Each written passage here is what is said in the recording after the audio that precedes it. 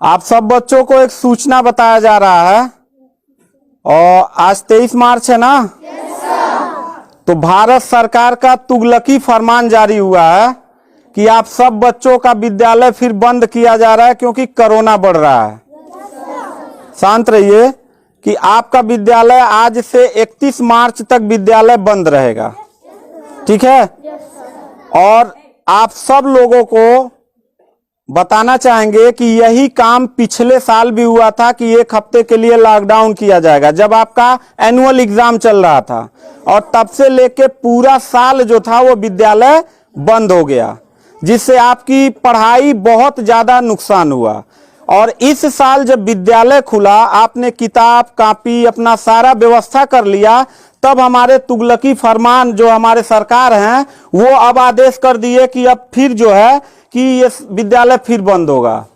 माननीय योगी आदित्यनाथ महाराज जी, मैं आपसे पूछना चाहता हूं कि आप बच्चों के भविष्य के साथ और जो प्राइवेट अध्यापक विद्यालय में पढ़ा के अपनी रोजी रोटी कमा खा रहे हैं, उनके पेट पे लात क्यों मार रहे हैं? इन बच्चों के भविष्य के साथ खिलवाड़ क्यों कर रहे हैं?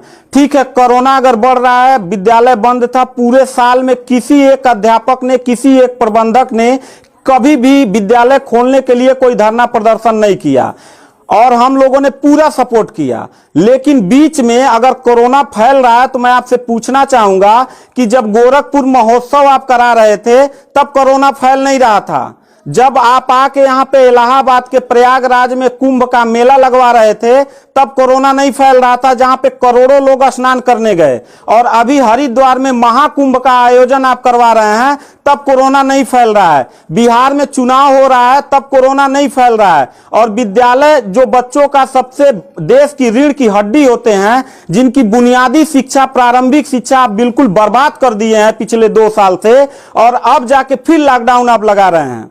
तो आपसे पूछना चाहेंगे कि बच्चों के भविष्य के साथ आप मैच क्यों खेल रहे हैं? ये जितने भी बच्चे हैं, अगर 1 मार्च आप 1 अप्रैल बोले हैं, 1 अप्रैल तक अगर विद्यालय नहीं खुला तो इन सारे बच्चों को लेके मैं रोड पे बैठ जाऊंगा। ये मैं आपको खुला चैलेंज कर रहा हूं, क्योंकि बात सिर्फ मेरे तक का नहीं है, इन सारे बच्चों का भविष्य है।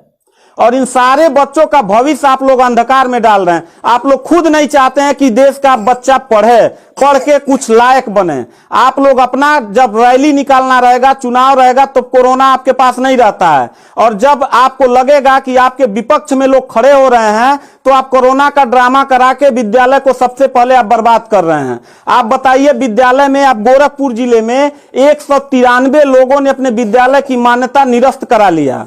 जानते हैं क्यों? महंत योगी आदित्यनाथ जी, क्योंकि वो लीज पे चलाते थे और उनका भाड़ा हुआ करता था 40,000 45,000 रुपया मंथली हुआ करता था।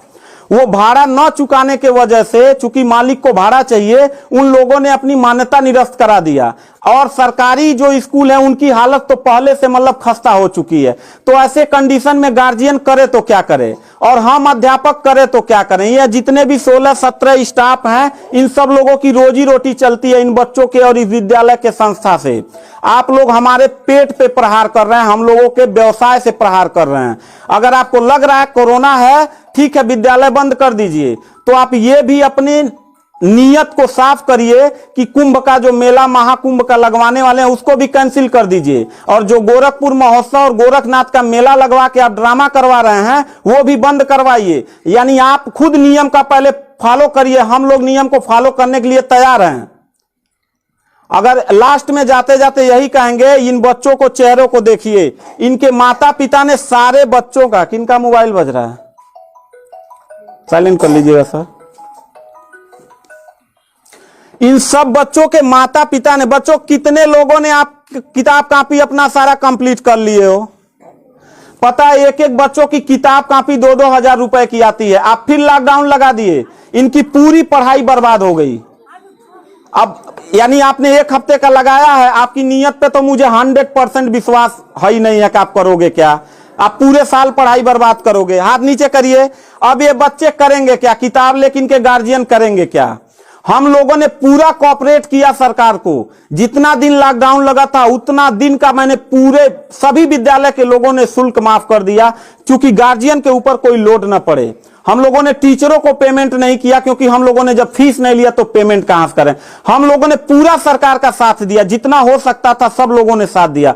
लेकिन अब इतनी कंडीशन होने के बाद, विद्यालय खुलने के बाद आप लोग विद्यालय बंद कर रहे हैं, ये बहुत ही गलत कर रहे हैं। और आपका पॉलिटिकल जो फंडामेंटल जिस पे आप चल रहे हैं कि जिन नियतों पे आपका बर्बाद होने वाला है, मैं लिख के आपको दे दूंगा कि अगर फिर से 1 अप्रैल के बाद, ठीक है, अगर 1 हफ्ते के रोकने के बाद कोरोना भाग जाता तो मतलब 1 हफ्ता आप बंद कर लीजिए, बिल्कुल हम लोग 1 हफ्ता नहीं पढ़ाई कराएंगे।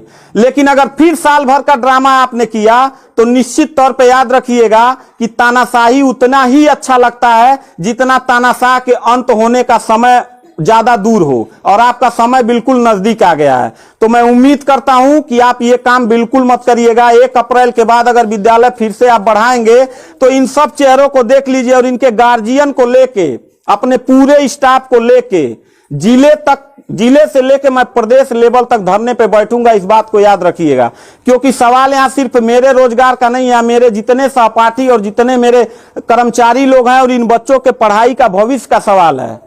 तो मैं इन बच्चों को लेकर धरने पे बैठ जाऊंगा, और जरूरत पड़ा तो असंवैधानिक भी हो जाऊंगा।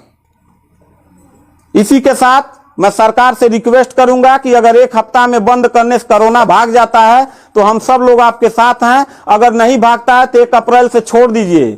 हम लोगों को कोरोना होगा, मरेंगे, क्या करेंगे वो हम लोगों की रिस्पांसिबिलिटी है। आपको इतना चिंता करने की जरूरत नहीं है, क्योंकि कोरोना में लॉकडाउन लगाने के बाद खाना हम ही लोग पहुंचाएंगे, लोगों के आने जाने की व्यवस्था हम ही लोग करेंगे, उनके दवा दारू की व्यवस्था हम ही लोग करेंगे। आप सिर्फ ड्रामा करेंगे, सिर्फ थरिया पिटवाएंगे और मोमबत्ती जलवाएंगे, इससे ज्यादा तो आपकी कुछ औकात है ही नहीं है। तो मैं उम्मीद करता हूं कि 1 अप्रैल के बाद आप विद्यालय खोल दीजिएगा। इन बच्चों के भविष्य के साथ आप लोग खिलवाड़ मत करिएगा।